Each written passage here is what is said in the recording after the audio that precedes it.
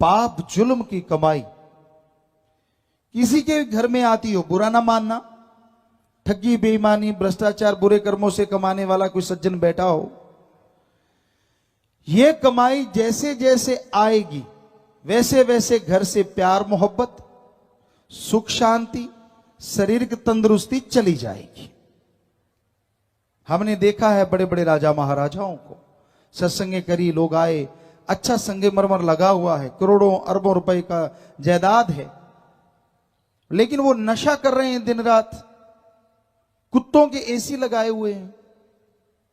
हम नहीं कहते कि ना लगाओ, जितनी मर्जी लगाओ, लेकिन बुरा हाल इसलिए है क्योंकि घर में औलाद नहीं है, ना बेटा है ना बेटी है, सुन्ने महल हैं, बुरा हशर है, तड़फ रहे हैं, व्याकुल हैं।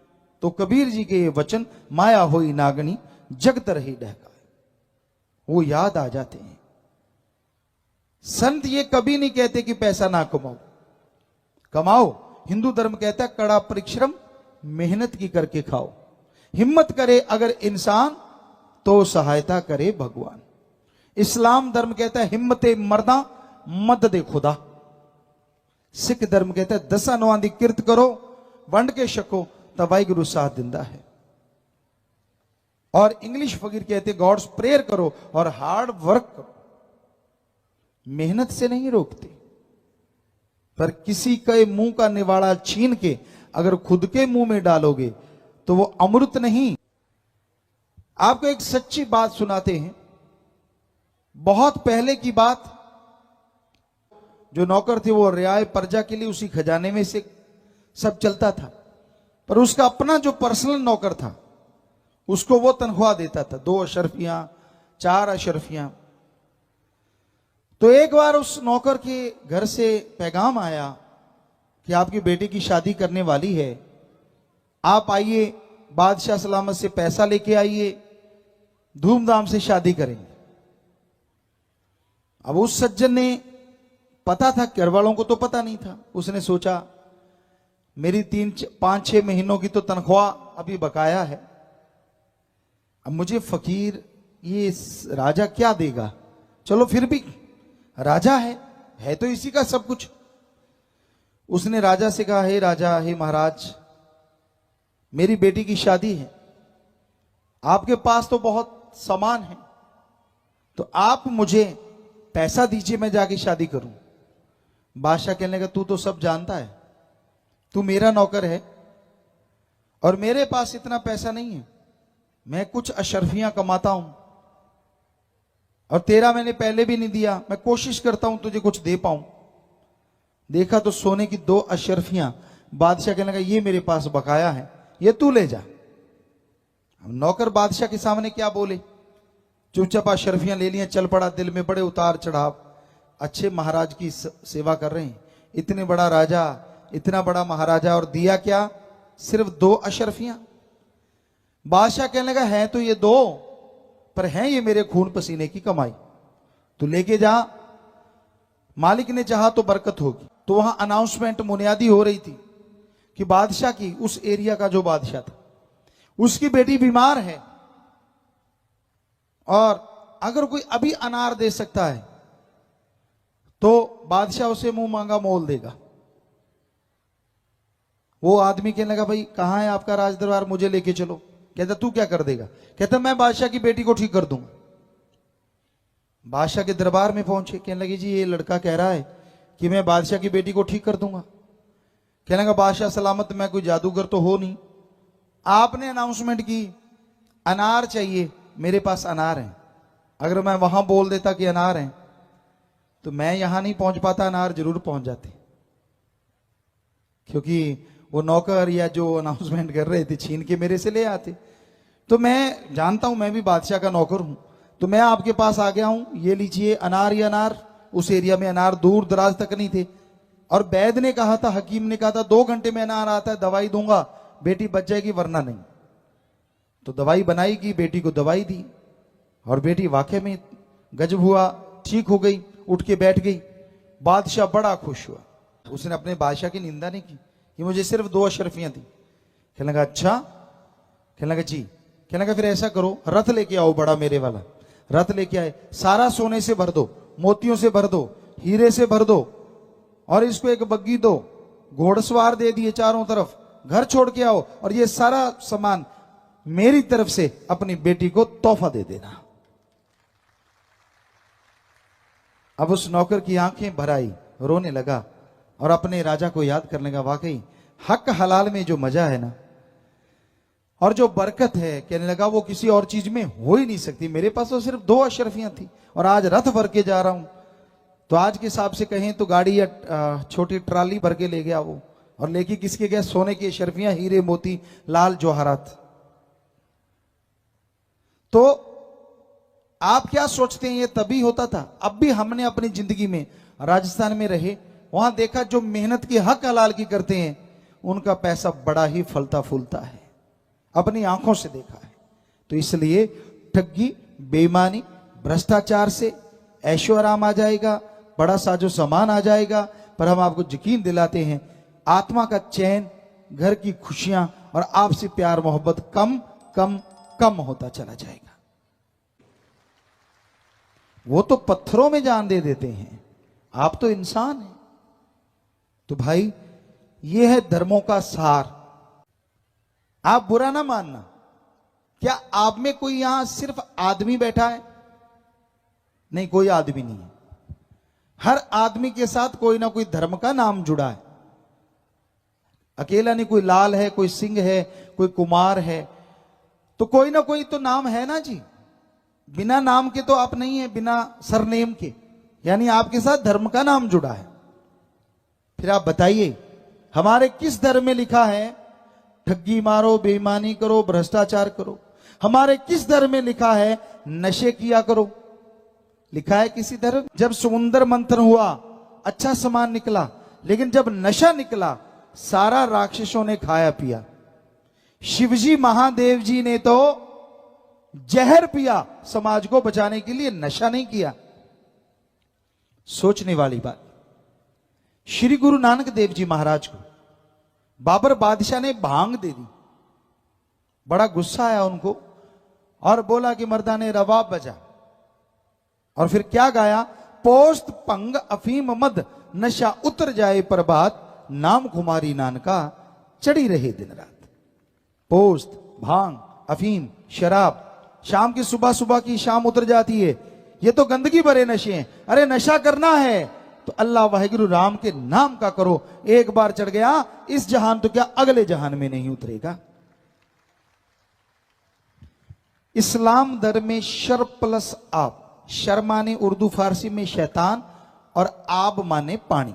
अल्लाह की इबादत करने वालों, शराब शैतान का पानी है, नशे खाना है, करना मत, पीना खाना मत, वरना की गई इबादत खाक में मिलेगी, दोजक में जलोगे। ईसाई धर्म में लिखा है वो नशे कभी ना करो जो गॉड से दूर करें, गॉड्स प्रेयर का नशा करो जो गॉड के करीब करे। तो सारे धर्मों में नशे तो मना है। जरा सोचिए, पूछिए अपने आप से, आप जिस धर्म के कपड़े पहनते हो, जिस धर्म के चेहरे पे आपने निशानियां रख रखी हैं, क्या वाकई उस धर्म के काम भी करते हो? अगर करते हो तो आप नशा नहीं कर सकते, ठगी बेईमानी भ्रष्टाचार नहीं कर सकते, किसी का हक मार के नहीं खा सकते। ये धर्मों में शरेआम सभी धर्मों में मना है। तो भाई आज का युग कलयुग है। काल समय को कहा जाता है, लेकिन रूहानियत में काल नेगेटिव पावर को कहा जाता है, बुराई की शक्ति, बुराई की ताकत, और अच्छाई की ताकत को कहा जाता है दयाल। ईश्वर, ओम, हरि, अल्लाह, गॉड, राम, देवा, बहुत से नाम हैं। तो आप अगर धर्म के कपड़े पहनते हो, धर्म के चिन्ह रखते हो, तो आपसे हाथ जोड़ के विनती है, जो भी आपका धर्म है सिर्फ कपड़े उसके ना पहनो, उस धर्म को मान के देखो, हम गारंटी देते आपको खुशियां जरूर आएंगी। लोग पता क्या कहते हैं? हम धर्म को मानते हैं पर धर्म की बात को नहीं मानते। मजा तो है ना, धर्म को मानो लेकिन धर्म की बात को उससे भी ज्यादा मानो, फिर देखो आप कैसे नजारे लूटेंगे, और जो उसमें लिखा है सब आपको जरूर मिलेगा। धर्म शब्द का मतलब है धारण करना, ग्रहण करना।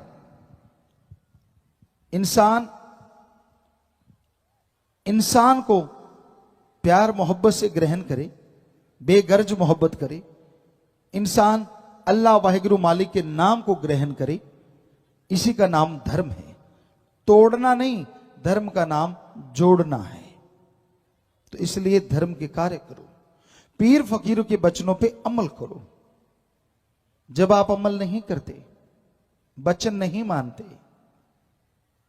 फिर उसकी बेआवाज लाठी चलती है, आवाज ही आवाज रह जाती, फिर कुछ बकाया नहीं रहता।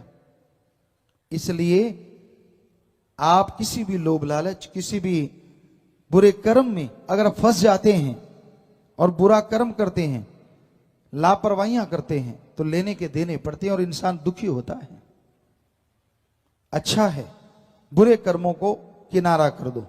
अच्छा है ईश्वर के नाम से, अल्लाह के नाम से अपने आप को जोड़ के रखो। उससे आपके अंदर एक ताकत आएगी, एक सुकून आएगा, एक आनंद चैन आएगा, एक लज्जत आएगी जो लिख बोल के बताई नहीं जा सकती।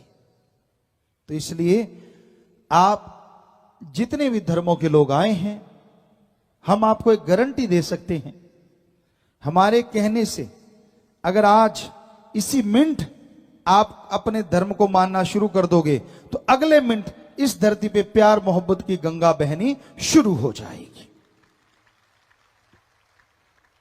क्योंकि धर्मों में तोड़ना नहीं, जोड़ना लिखा है, नफरत नहीं, प्यार मोहब्बत लिखा है। लोग पढ़ते नहीं हैं। यहां पता नहीं कितने लोग होंगे जिन्होंने धर्मों का नकाब, कपड़े तो पहन रखे हैं, जैसे मां बाप पहनते हैं वैसे उन्होंने पहन लिए, जैसा उन्होंने सिखाया वैसी भाषा सीख गए। हम मालिक की तरफ से तो कुछ नहीं होता।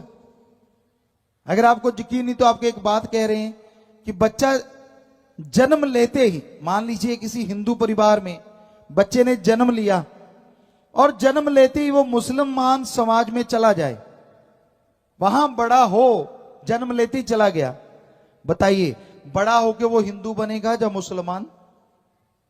नेचुरली मुसलमान बनेगा, क्योंकि वही भाषा सीखेगा, वही खान पान सीखेगा। और ऐसे ही कोई ईसाई धर्म में बच्चा पैदा होता है और जन्म लेते ही सिख धर्म में ले आए, तो बताइए बड़ा होके वो ईसाई बनेगा? जी नहीं, वो सिख धर्म का ही बनेगा। सुख आए दुख आए उसकी तमीज ना रहे, सुमरण पे निरंतर आप पक्के रहें। जिस तरह दुख में क्या आप रोटी छोड़ देते हैं और सुख आने पे क्या क्विंटल खा जाते हैं? नहीं ना। दुख सुख में थोड़ा फर्क है। कई बार दुख में लोगों को नींद ज्यादा आती है, कईयों की उड़ जाती। कोई दुख दर्द में रोटी कम खाता है, कोई ज्यादा खा जाता है। ये तो थोड़ा फर्क पड़ता है, लेकिन छोड़ते तो नहीं आप।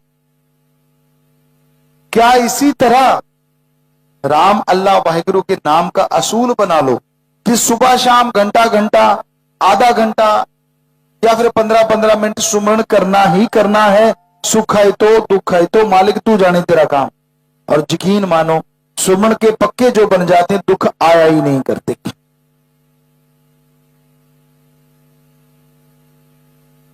पर सुमरण तो आपने करना है ना। अगर बना बनाया लेना है तो सत्संग में आओ,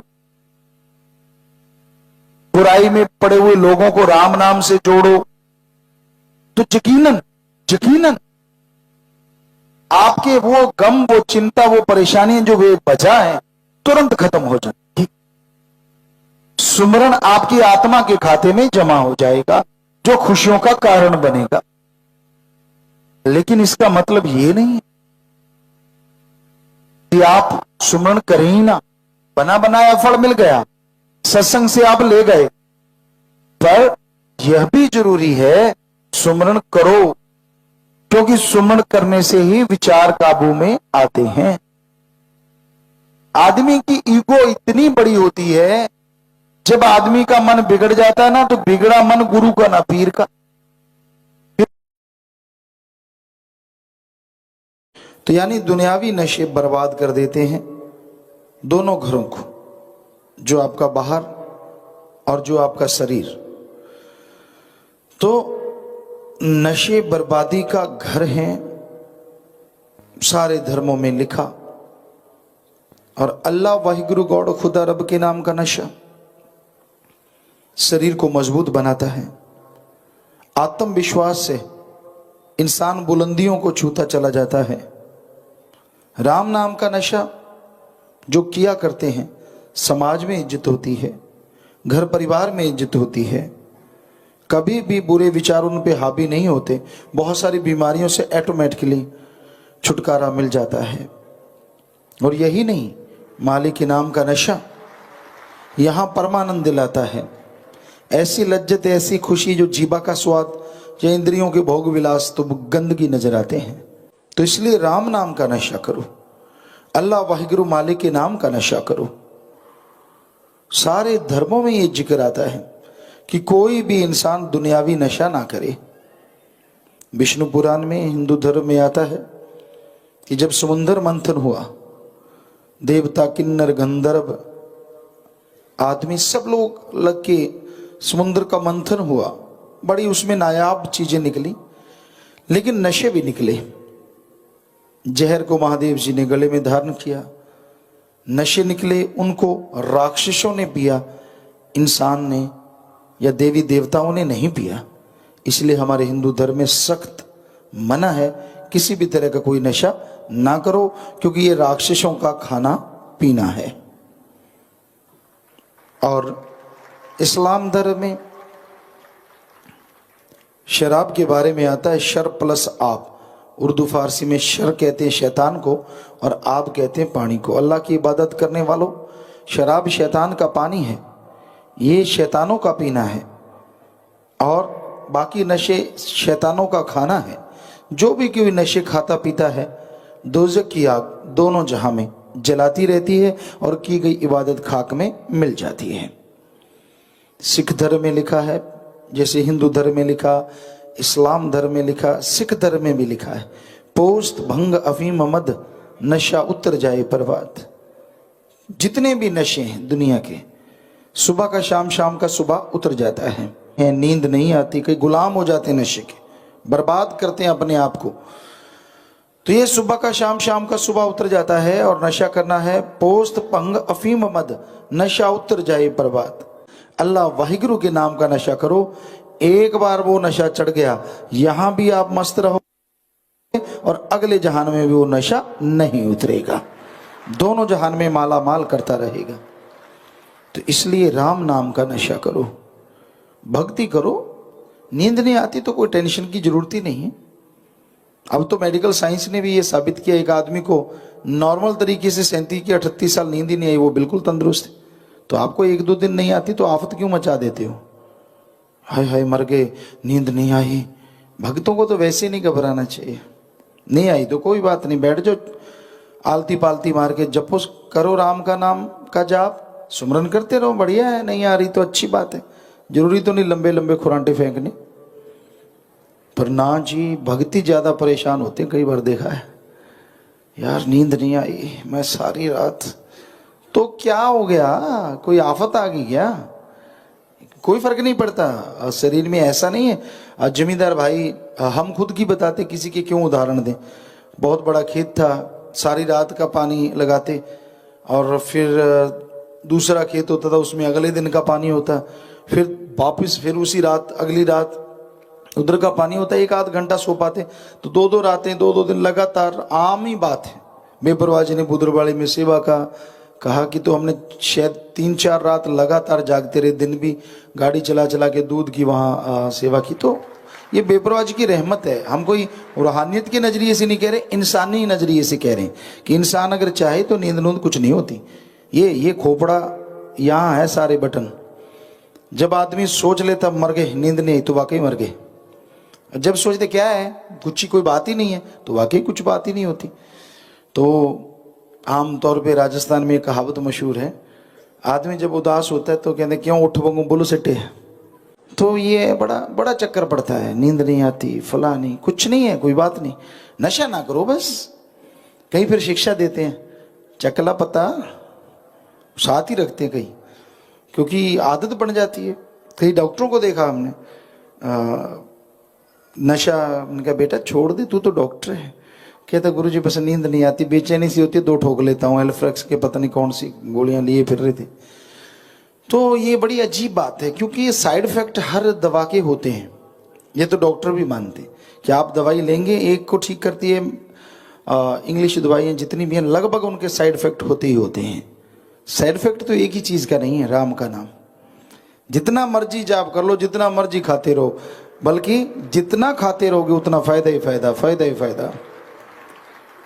तो बड़ा आसान काम है। लोग तो तरसते हैं कि हमें नींद क्यों आती है। अगर आपको नहीं आती, कोई सज्जन बैठे हैं तो बस आलती पालती मार के दे तेरे की सिमरण, ले तेरे की सिमरण, देखते हैं या तो मन नींद ही ला देगा या फिर मालिक ही आ जाएगा। दोनों में एक चीज तो होगी हो।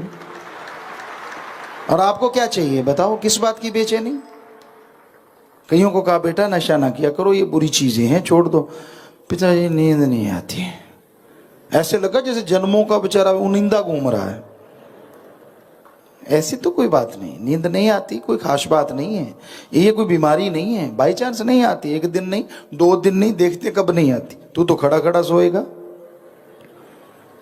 तो ये फजूल की बात है। ठीक है, मेडिकल साइंस में जो दवाइयां बनी हैं, किसी को बहुत पेन है, पेन किलर उसका नाम है, ना कि कोई नशा। लेकिन उन्हीं दवाइयों को लोग नशे के रूप में शुरू कर देते हैं। तो कभी कोई लीवर, कभी फेफड़े, या कभी हार्ट में, या कभी माइंड में, पता नहीं क्या क्या कचरा भर जाए, कितनी बीमारियां पैदा हो जाएं।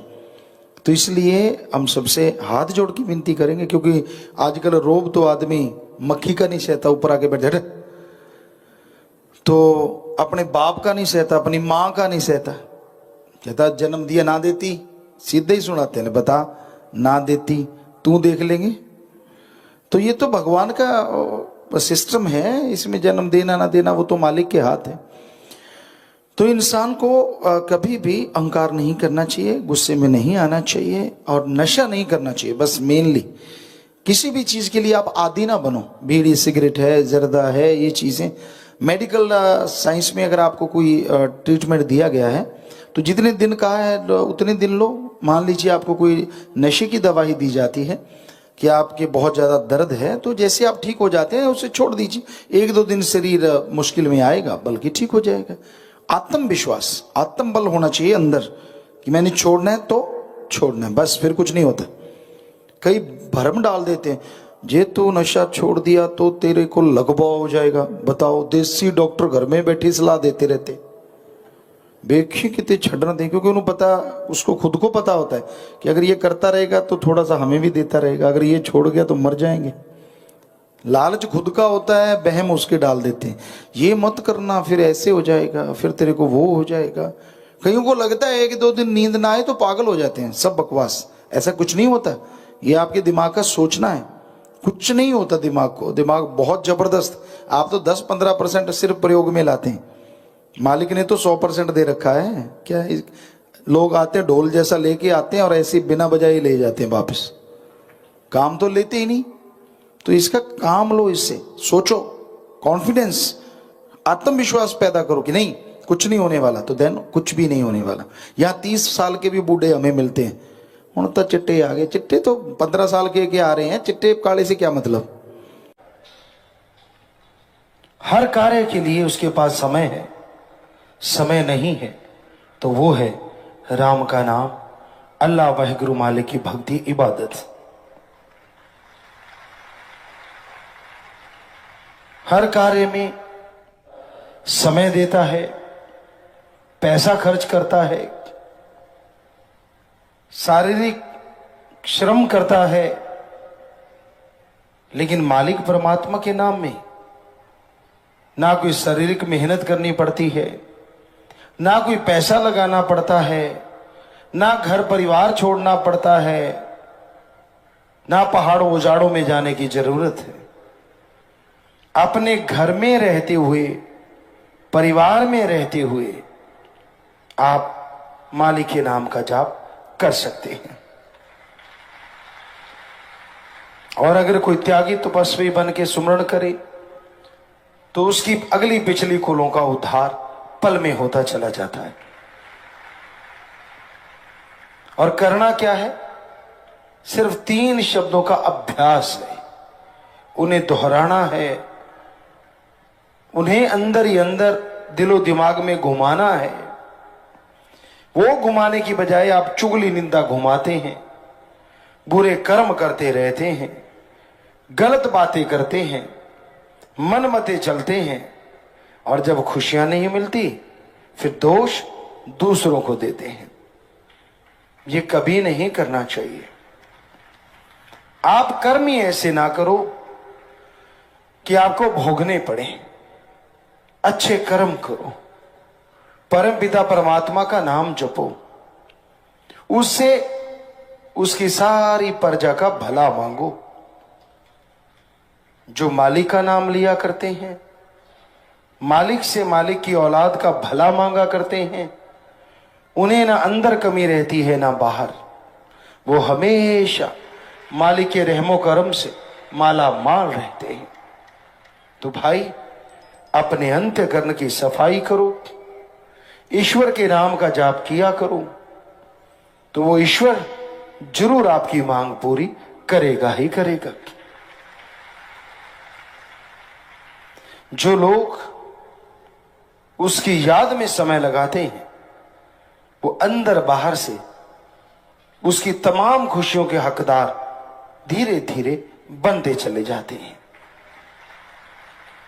और मालिक के नाम में जबरदस्त मिठास, लज्जत, खुशी, पर पता तो उसे चलेगा ना जो इसे खाता है।